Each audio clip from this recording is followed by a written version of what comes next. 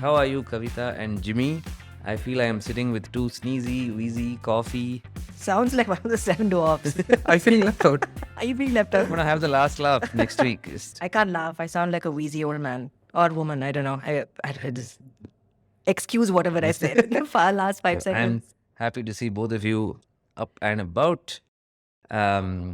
Today's topic, before we get into the week in review, is self-serve. No new topic, but we are seeing it get renewed attention lately for several reasons. And I was wondering if you could demystify what a self-serve portal is and why it's important and why publishers and sellers of ad practices should be careful about their self-serve strategies. Yeah, so a self-serve portal is just allowing brands to directly reach out to a media organization, access the inventory, and quickly set up campaigns. There are benefits both on the brand side as well as on the media organization side. For brands, it's just cutting away all the middlemen, directly reaching out to the inventory that you're looking for, the audiences that you're looking for, and quickly getting up and running. You have more control. Brands can control what are the creators going in, stopping the campaign, running maybe a couple of tests, seeing which creative works. All these controls are there.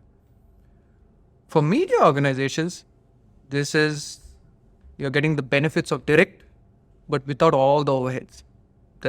It's very, very low touch, no salespeople involved in this whole process. You can tailor make the experience you want to give brands. If you look at the whole programmatic spectrum, right, they're using the same brush over all kinds of inventory. What if there's a media organization with some very special niche audience? You want to showcase that, right? And this is a way of showcasing that unique audience where brands can come and pick and choose what exactly they want. And obviously, it gives you scale. You can have small brands making a huge volume of deals, and all this seamlessly works and being extremely low touch. Yeah. So let's take a step back and break this down for folks who are not from the ad industry, right? For example, I'm a publisher or a website or a blog or a super successful content app, and I have ads running on my platform, and that's how my content is either free or subsidized because it's ad supported, right? So for me to fill all this beautiful space with ads requires me to somehow invite the advertisers of the world to come and do business with me. Why would they do it? Because I'm going to give them the audiences that they want who are attracted to my website or my platform for the content that I am bringing out. And I can give them a solid return on ad spend, ROAS, one of the most key KPIs for advertisers. Now, for me to engage with advertisers, there are several ways to do it, right? If I'm super famous as a blog or as a platform, if I'm Disney Plus, I have an army of sales representatives who go and work the advertiser ecosystem. They talk to agencies, they talk to advertisers, they talk to brands, they talk to resellers, or we have upfronts. Disney this year was very famous for bringing out a lot of their digital superstars in their upfronts. Last week, we talked about YouTube and how YouTube switched Brandcast into a digital upfronts. Upfronts is, for me, the signal that you've made it, right? Like you're big enough that it's not just that you're able to attract advertisers, you're able to attract them almost on a wholesale basis, so to speak. So that is one way of having a relationship with advertisers, which is direct. The other way is, of course, I plug into either Google or Meta or any of the ad networks. And I'm sure a lot of early successful bloggers must have done this, right? You're a single creator, right? So if I'm a single creator on YouTube, I just enable ads, right? And as long as my content is kosher with YouTube's policies, ads can show against it and the platform will share some revenue with me I can also do this on my blog. I can do this on websites. I can do this on my app. I can do this through a host. And today, of course, there's a wide network of technologies that drive this automated advertising, so to speak, where the benefit to me is I flip a switch on and ads will show. I might lose control. I might not have access to who the advertisers are, but I go from zero to money, so to speak. Across these two extremes, one of them is straight up direct business and is guaranteed. If I go and make a sale, I'll deliver that. I'll show those ads. With Google and Facebook and all the other automated or programmatic guys, there is an element of this not being guaranteed, right? I flip a switch on, but I can't control the pricing, for example. Or maybe I can if I have access to floor prices. But at some sense, it's advertisers who bid for my ad space. So this is an interesting relationship between me, the publisher who's aggregating audiences, and direct or indirect ways of inviting advertisers to come and advertise with me. So Kavita, in this range of direct sales all the way to auction-based sales, where do you think the concept of a self-serve stands? It almost sounds like a marketplace for me to invite advertisers to come and buy their own ads. True. I look at it as more of a one of the parts of a GTM for a publisher, right? And I was listening to this podcast again on AdExchanger where they were talking about, no, this is on eMarketer. They were talking about training your audiences, and we were talking about how social media apps are all building the same kinds of features and formats. And it's not copying each other. They're trying to train the audiences to expect the same kind of experience. So I feel even publishers across the board, a certain type of publisher, maybe mid-market moving to large, or even large publishers, try and checkbox this whole aspect of having self-service so that they're able to invite trials by new types of advertisers, maybe advertisers who they don't know yet whether they'll be able to find value on their platform. And they're looking at trying to open up a kind of a lead generation space for them to come on board. And then from there, they can decide whether or not they want to make this self-service platform managed, where they have people who are coming in through this portal. They want to grow them in terms of revenue, or they just want to keep it as this space where people try and buy, and they have this low burn that happens from this platform. But it suffices to say that it's important in the mix. You obviously can't over-index on either one, but as a publisher, like we keep saying, there are a million ways to make money. So you need to keep all those doors open, and self-service is one of those doors. And if it plugs into and if you have enough inventory, and if you have the tech chops for it, I think go for it, because it's a great way to invite people in without the friction of direct sales or trying to get them to sign a post-dated check as we do in India over here. You can swipe credit card. You can try basic units. Effort versus impact for both parties, like you were saying, advertisers as well as the publisher, is low. Yeah. Right? And it's indexed on both sides. It's low effort for the publisher and high impact for the advertiser as well. But the concept of self-service is something that everybody has to understand, and it has to fit in its right place. I don't know whether you think about this differently. A lot of people think self-service is like the mecca. They're gonna get a lot of money from self-service, but it's a hit or miss, because in my opinion, a lot of advertisers and a lot of marketers, a lot of agencies, their idea of self-service is auction, it's AdWords, right? That's the holy grail. And that is, at one click, the kind of scale you can hit is intense. So self-servicing that makes sense to me. But if I have to go to 10 different types of publishers and go and sit and upload my creative, and I don't know, have you seen a lot of these self-service campaign planners? I went to MX Players, I went to ShareChats, and there was another one that I went to. I can't remember that now, but both of these I went to, and they're pretty much like redoing an ad server. It's a lot of work. And it's not giving me this, it's not giving marketing speak. It's not asking me what problem I want to solve. It's asking me directly, who's my audience, trying to choose my target audience, my demo. It's getting too technical too fast in that campaign manager. So I find that a little incongruous to the concept of this being a lead gen GTM kind of strategy. I love what you said, which is it's not the holy grail in the sense that it's going to take on 100% of how ads are bought and sold.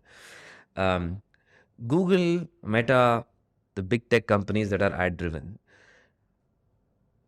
have covered about 70% of the market. Right? There's $760 billion or close to $1 trillion soon that will be spent by advertisers across the world. And we've always known that 70% goes to Google, 70% goes to Google and Facebook, 70% is not accessible, right? I think it's fair to say that the ultimate self-serve portal that exists today in the world is probably AdWords, right?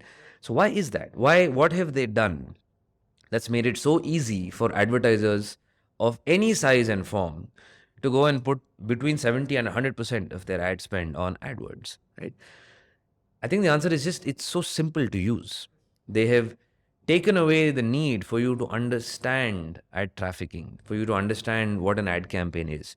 Why is an advertiser spending money? Why is a marketer spending money? You have a message, you need it to reach the right audience at the right time, and now you're willing to spend some money to make that happen. And they even optimize it for you. They optimize it for you, right? You want the maximum return on ad spend that you can get for your budget. And that could be measured differently depending on who you are, the type of advertiser you are, or for the same advertiser, depending on the season or the type of campaign that you're running. Now, if you spend any time at all with AdWords or Facebook or any of their advertiser facing products, you realize that the ability to go from zero to ad spend is very little. You can use plain English to tell them what you want, and they will figure out how to find their audience, which publishers, where they are. They've done a beautiful job of aggregating the supply market. And in some sense, for Google and Facebook, that will be predominantly how they operate. They are not in the enterprise business. They're not going to have an enterprise white-gloved service that any other publisher would have. Although they do have, their teams, their strategists who take care of all these large brands who come and spend with them in terms of campaigns and managing them, etc., so that they're able to ensure that money is well spent and there's best ROI got. So yeah, I'm sure for the larger folks, they probably do have that.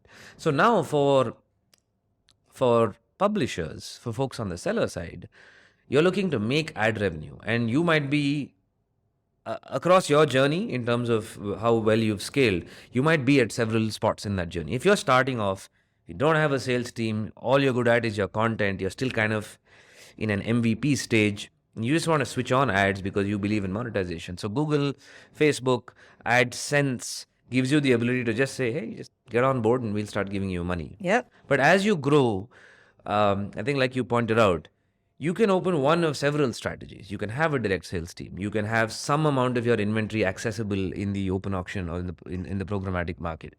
You can have a self-serve portal because it attracts a certain type of advertiser. The risk, if you don't do this right, is you might cannibalize demand. You might cannibalize an advertiser who would have otherwise spent with you directly. You might offer an advertiser a poor experience, in which case they'll be like, I should just go to Google, man. I'll get what I want for my money.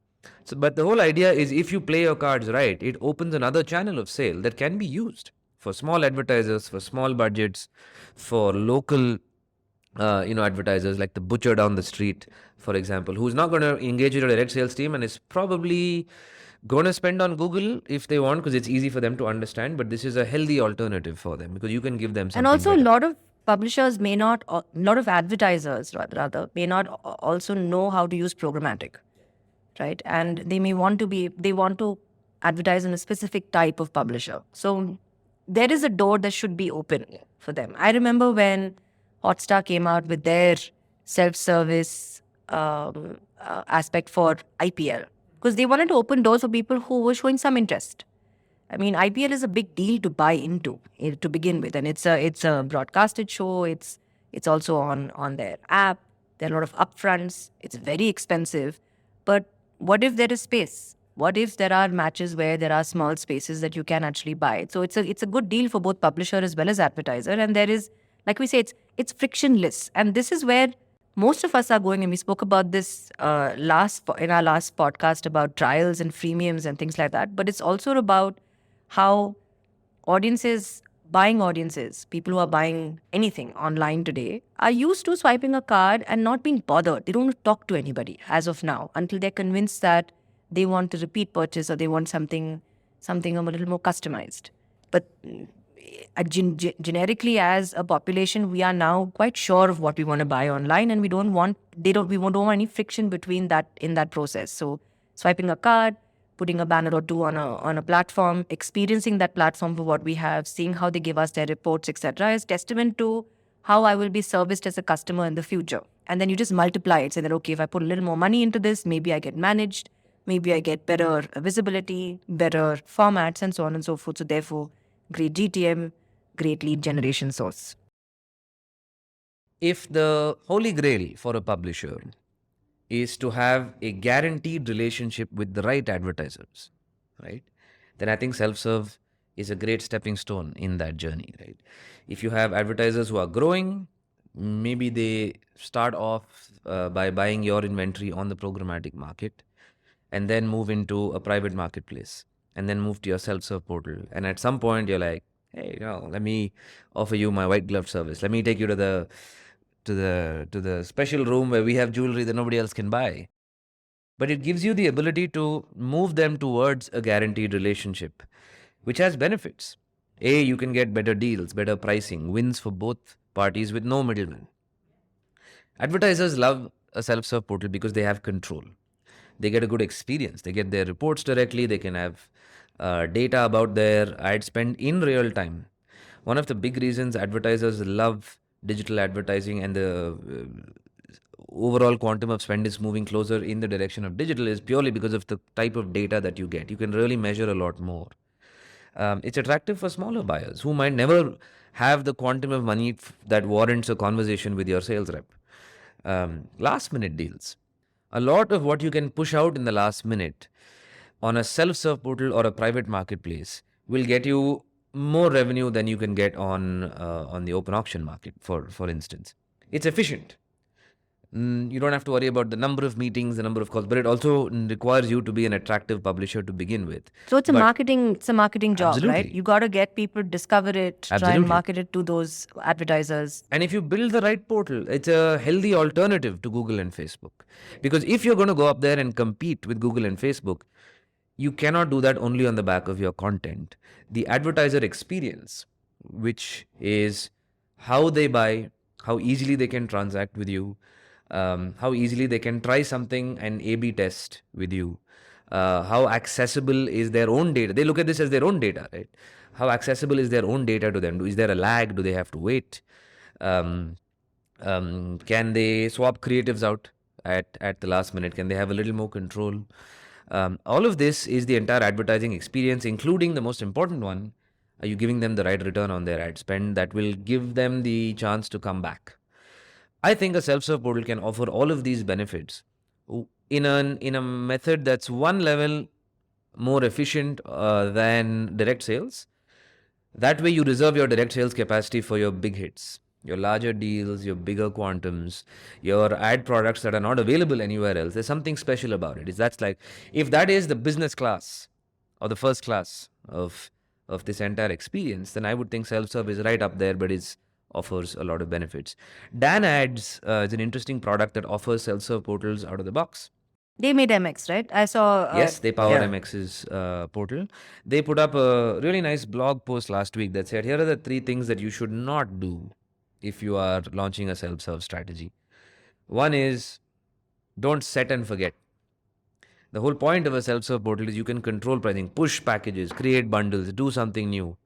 2 is, don't forget to drive SEO. No one's going to discover it. If you build it, nobody's going to come. Right? Yeah. The field of dreams. And the third one is said, don't stop learning from your peers.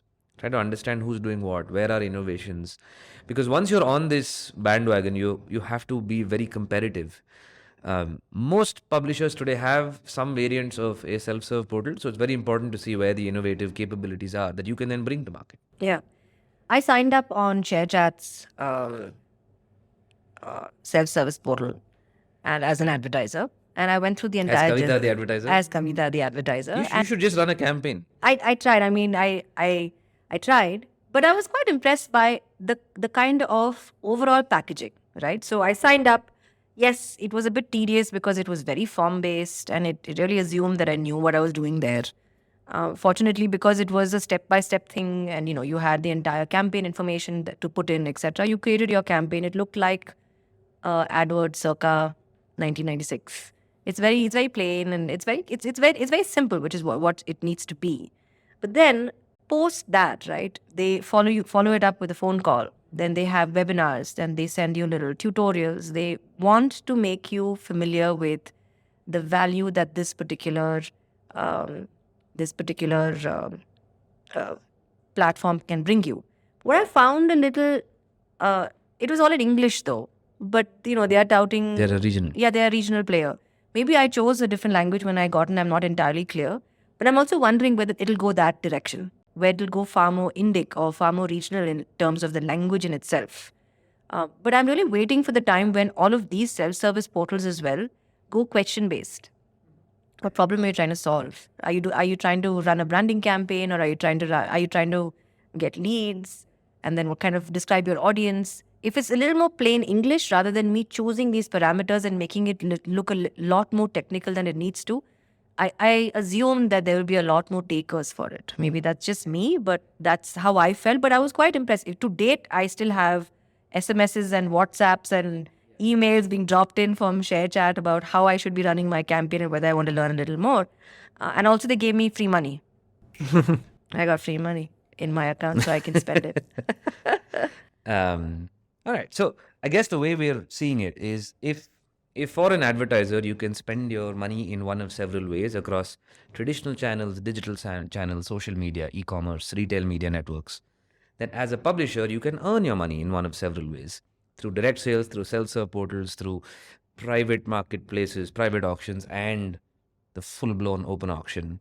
And so there is this range that has a level of guaranteedness that varies from 0 to 100% guaranteed. And therefore, the level of premiumness and pricing and product offering should also change. This is a classic revenue management problem. I do believe that every publisher should have it in their back pocket as a channel. Keep it alive as an easy way and keep an eye on it so you don't let it cannibalize demand from anywhere else. Yeah, or rot. Or rot. Yeah. Or rot, either one.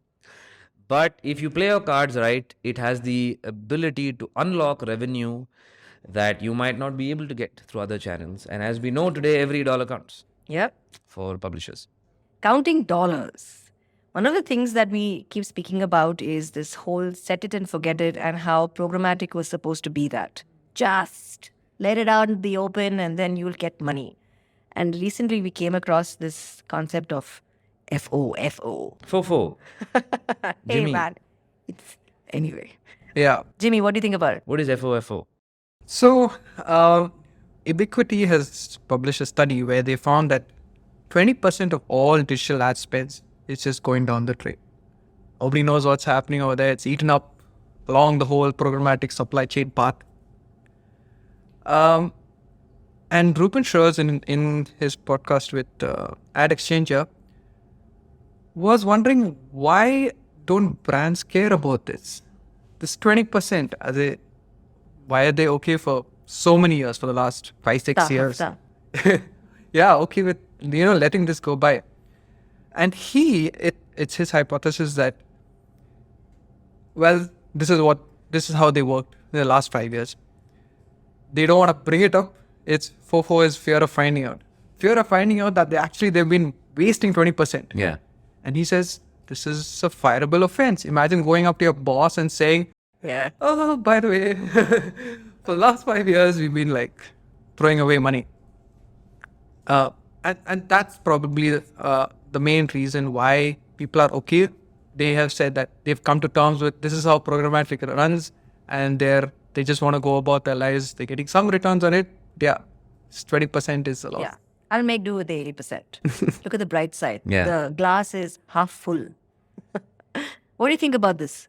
There is a gentleman that we referenced, I want to say 5 or 6 episodes ago, called Augustine Fu, who I follow on LinkedIn, who his life's mission is to uncover ad fraud and talk about it. And he runs a company that builds an interesting product around this. He would be very interested in what you're saying, because a lot of what he's driving across the industry is awareness about wastage, fraud. Kavita dropped this stat the other day about how there's a decent chunk of connected TV advertising that shows when the television screen is off. There are several reasons, and some of it is to be expected given the nature and clunkiness of tech that's trying to talk to each other. But I think what the podcast that you're referring to on AdExchanger tries to highlight is the fact that people are okay with this and are not really looking to find out, and that needs to change. If we are seeing seismic shifts in the ad industry at large across contextual, identity, privacy, it's worth solving some of this because more efficient ad spend can actually be of great value to everybody. Revenue that leaks actually goes into nobody's pocket, or a fraudster's pocket, which is worse. But I think it's time. I think it's time, in light of everything that's evolving with the web, to address the idea of fraud, because it's just as important as privacy or identity or any other trend that we're seeing in advertising.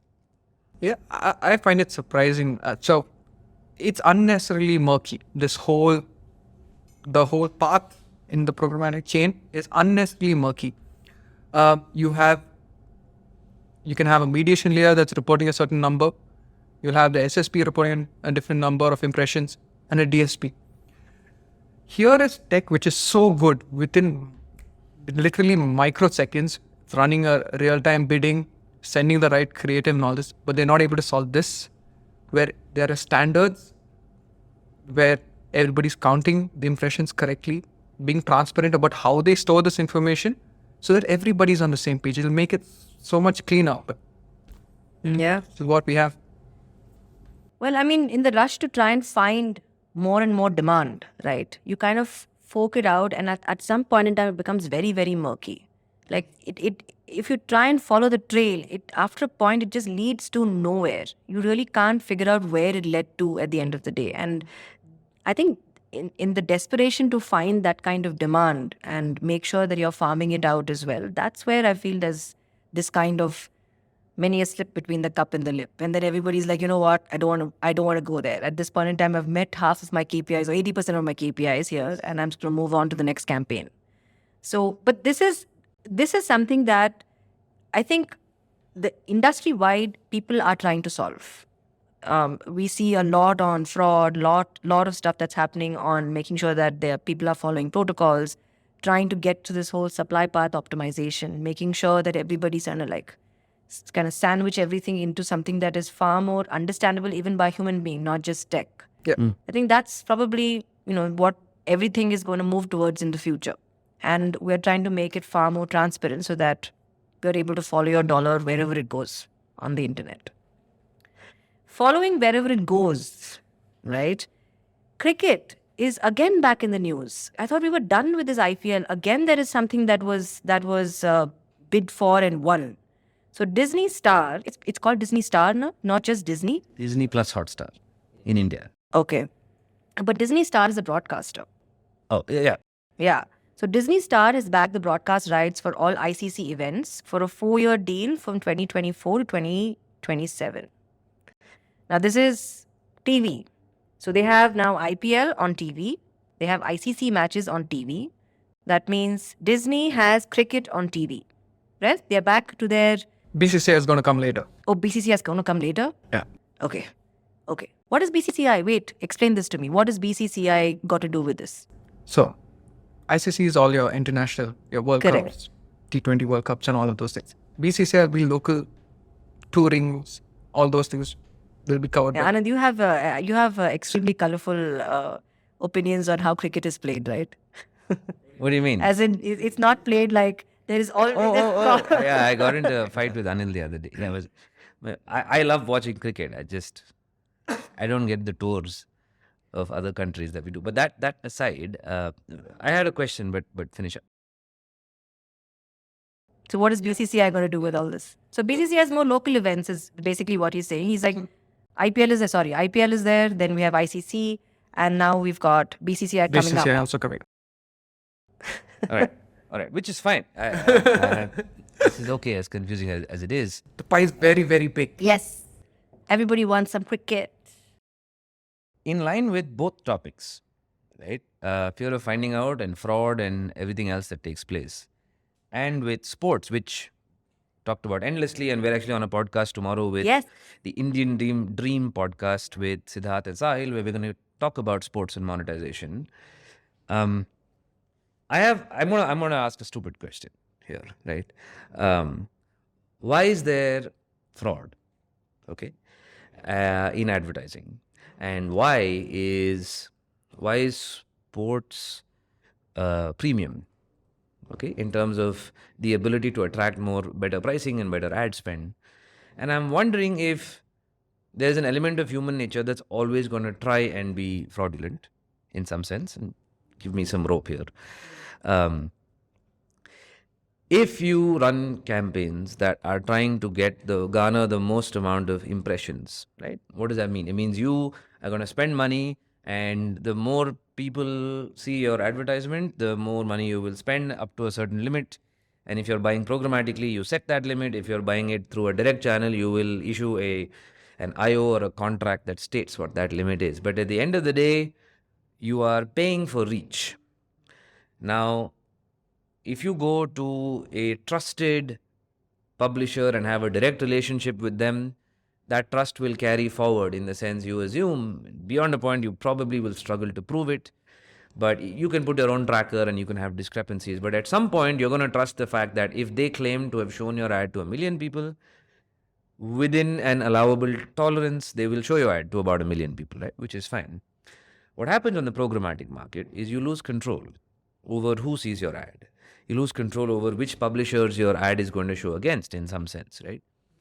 On the other side of it, you have click farms and bots and people who are trying to create fake, like the internet allows it to happen. They allow you to create fake impressions. Today, if you want 5,000 Instagram followers, I can get it for you in an hour, right? There are places where you can go on Fiverr, you can go and spend $5 and buy followers, you can buy clicks, you can buy impressions. That's human nature, right? When food delivery first started in India, I forget, I think it was Food Panda, or I forget which company it was, but there was a scandal that broke out of people who were placing fake orders, getting cash back, and had found a way to create arbitrage for themselves. There was actually no restaurant or customer involved. They were just faking the living daylights out of it, right? There's always going to be an element of human nature that will find a loophole and take it, okay?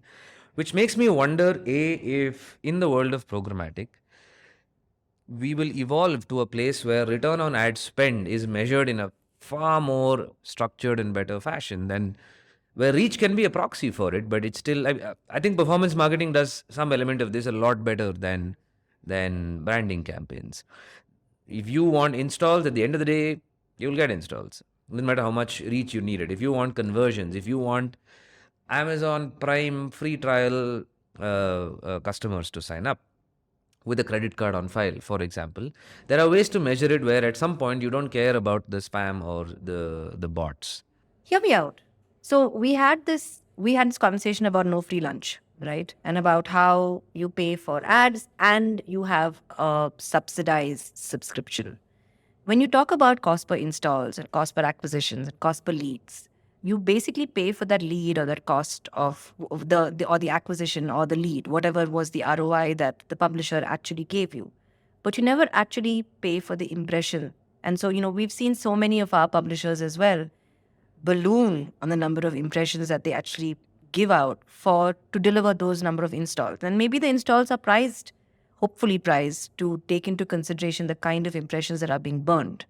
But what if I paid for the impressions on a very low scale, but paid a higher amount for my install? So that keeps everybody honest, because there is work being done, right? So in the same spirit of how this whole subsidized plus advertising is working right now, even performance marketing, maybe that's something that could change. You pay a very low amount of money to burn impressions, but you pay a phenomenal amount of money for every install that you get. I think the world of tech is evolving to a place where we can track fraud a lot better. And in an ideal world, I would love for that to just work. But in some sense, I'm worried that until we get there, we're all going to just be playing whack-a-mole. Yeah, because for every trackable metric, there is some kind of fraudulent way to be able to spoof it. Yeah. There's always going to be a cat and mouse game between that. Yeah. So you might as We are well. a nasty species. I think. I read somewhere. I think. Srinivas from Amagi in a TV Rev recently, there was this article about again fast, and he said, humans are inherently a lazy bunch. Yes. Right? Lazy and with cheats. Oh no. Anyway. It is. Which brings me to sport, right? Which is why sport can command a premium, because at some level, there is a level of trust. The guys who pick up premium sports rights are the big tech companies, and they will give you a lot of value, and it's premium, and those audiences are real and engaged. Which is why you would pay the kind of money you would pay Yes. to appear against them. Yeah. So we are very excited to talk about everything in the world of sport and Voiro tomorrow on the Indian Dream podcast. And whenever that episode is out, we'll plug it into the show notes. I want to roll around to the last topic, which is Twitter, right? And this concept of mDAOs. I think it beautifully fits into what we were talking about. Twitter has been all over the news this year ever since Elon Musk quietly acquired shares in the public market and then made an offer to buy all of Twitter at a premium compared to what it was trading at in the stock market, and the board had to review it. A lot of people viewed it as hostile. Twitter employees did not like it. The Twitter board had to step in and figure out what to do with this offer. And at some point, they said, okay, we will sell Twitter to you. And now there's this process that's going on. And Elon Musk has actually now pulled out of the deal, citing bots, right? One of the things he said is he believes that Twitter underrepresented the number of bots or the quantum of bots or spam accounts that are present on Twitter. And therefore, he believes that the value of Twitter is lower than what he had proposed he would buy it at. This could be Elon making a U-turn and saying, I don't want it anymore. It could be Elon getting bored. Or it could be Elon wanting Twitter for a lower price. It's very clear through what he said that he does believe that Twitter has to be a company that should be private and not on the public market, that it's culturally far more significant than it is worth as a business. But it's so significant, and he's, of course, in his ambition to drive greatness for the human species, he thinks that he should own it, and it should be a very powerful tool and a protocol, and it should become a standard like email, like we have to drive conversation. Now, through all of this, one of the reasons he's pulled out of the deal is Twitter has traditionally reported the fact that 5% of all of their audiences are spammy or bots, and he believes it's closer to like 80%. Wow. And a lot of people have believed that it's somewhere in the middle. It's 40%, it's 50%, it's 30%. Now, there was a whistleblower last week who's called Mudge, I think Smudge, something like that. He's a very, very, Mudge? He's a very respected ethical hacker. He was also the chief security officer at Twitter, and he has dropped a bomb on this entire deal because he has published a report which the SEC and the board have to now review, which talks about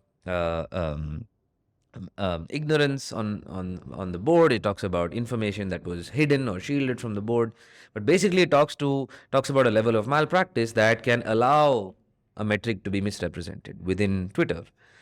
But what I found funniest is that all of these people are fighting over a metric called mDAU. Okay, so DAU is daily active users, mDAU is monetizable daily active users. Oh. So Twitter apparently, and Mudge confirms this, does a good job of reporting mDAUs. And so what they do is they take their entire user base, they discount spam or bots, and then arrive at a number, which is what they actually publish to advertisers, which is called monetizable daily active users. Okay. Twitter argues that when they say 5% are spam, it is 5% within the mDAO. mDAUs. Oh. Okay. So they are saying if you compare it to the entire Twitter user base, it is possible that it's higher than 5%. It's likely that it's higher than 5%. Now, Mudge argues that they've already done a good job of discounting it, and now 5% within this is not a bad assumption. I'm getting all these fill rate calculation Yes. nightmares in my mind. So these guys are basically spending months arguing over what the denominator should be. Oh man. Okay, and that is going to decide whether Elon Musk gets Twitter at a lower price, whether he's able to successfully eject from the deal and pay them a parking ticket of $1 billion, which is good money for Twitter. It's more than the free cash flow they've seen in many years. But mDAU and fraud and everything are coming together in one of the biggest platforms. What I feel sad about is I love Twitter. It's a great product. I use it a lot. But they are spending so much time fighting over this, whereas all of their other contemporary social media networks are trying to fight each other. TikTok is copying Instagram, Instagram is copying TikTok. They're Twitch is training in the mix. audiences. They're training They're audiences. training audiences. They're trying to innovate on product. Whereas Twitter is trying to figure out what denominator they should use to get out of this deal or get him to buy it. And I don't know. I don't know who wants what anymore. But What is good entertainment, man? I'll take it. I'll take it any day. very much. I'll take it any day. Anyway, so that brings us to the end of this week's podcast. Thank you, Santosh, Gautam, Anand, and Jimmy. And we'll see you next week. And tomorrow we're recording our podcast with The Indian Dream podcast. The Indian Dream podcast. We'll see you there then. Bye. Bye.